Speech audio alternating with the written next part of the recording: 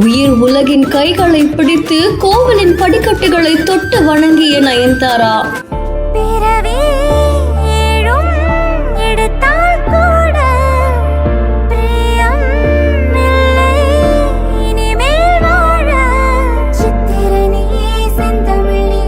மலைக்கோவிலில் பக்தியுடன் சுவாமி தரிசனம் மேற்கொண்டிருக்காங்க.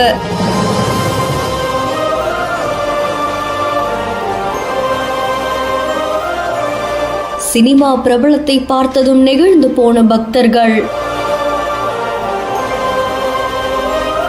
பழனி முருகன் கோவிலுக்கு நயன்தாரா மற்றும் விக்னேஷ் சிவன் அவங்க குழந்தைகளோட வந்திருக்காங்க. கோவிலுக்கு வந்து அவங்க ரோப் கார் மூலியமா மேல வந்துட்டு அதை தொடர்ந்து கோவிலுக்குள்ள நுழையும் போதே அங்க இருக்கக்கூடிய படிக்கட்டுகளை தொட்டு வணங்க சொல்லி குழந்தைங்க கிட்ட சொல்லியிருக்காங்க.